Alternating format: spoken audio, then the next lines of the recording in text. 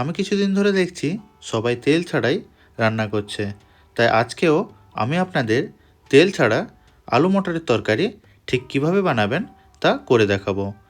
তার জন্য 3টে সেদ্ধ আলু নিয়েছি। আলুগুলো ঘুগনি আলুর থেকে একটু বড় সাইজ করে কেটেছি। এখন যেহেতু শীতকাল, তাই 200 গ্রাম আমি কাঁচা মটর নিয়েছি। তার সঙ্গে একটা পেস্ট তৈরি করব।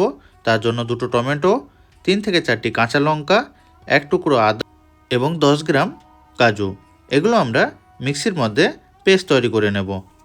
এবার একটা ভাজা মশলা তৈরি করব।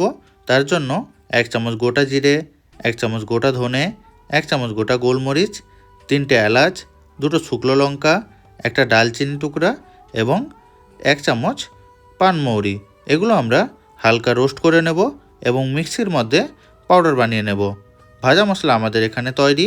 এবার একটা কড়াইতে 1 চামচ জিরা, 2টো শুকনো লঙ্কা এবং তেজপাতা দিয়ে দেব। তার সঙ্গে আপনি যদি পারেন 10 গ্রাম কাজু দিয়ে দেবেন। কাজু লাল করে ভাজা হয়ে গেলে আমি এখানে কুচানো নারকেল দিচ্ছি। আপনারা চাইলে নাও দিতে পারেন। এবার কুচানো নারকেলও আমি হালকা ভেজে নেব। এরপরেই আমরা যে পেস্ট তৈরি করে রেখেছিলাম সেই পেস্ট এর মধ্যে দিয়ে দেব, দিয়ে সব কিছু ভালো করে কষিয়ে নেব।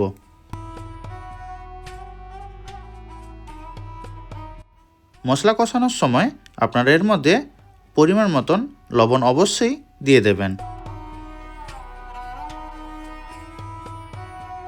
এবার এর মধ্যে আমি কাঁচা মটরগুলো দিয়ে দেবো। যেহেতু কাঁচা মটরগুলো সেদ্ধ করা হয়নি, তার জন্য আগে থেকে কাঁচা মটরগুলো দিয়ে অল্প জল দিয়ে আমি 50% কুক করে নেব। মটর আমাদের 50% কুক হয়ে গেছে। এবার এর মধ্যে 1 চামচ হলুদ গুঁড়ো, 1 চামচ কাশ্মীরি লঙ্কা গুঁড়ো, 1 চামচ ধনে গুঁড়ো এবং আমরা যে ভাজা মশলা করে রেখেছিলাম সেখান থেকে 1 চামচ এর মধ্যে দিয়ে দেব। তারপর সেদ্ধ করে রাখা আলুগুলো এর মধ্যে দিয়ে ভালো করে সব কিছু মিশিয়ে নেব।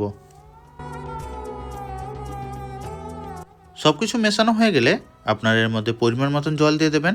যতটা পরিমাণ আপনারা ঝোল রাখতে চান অথবা মাখা মাখা রাখতে চান সেই হিসেবে আপনারা এর মধ্যে জল দেবেন।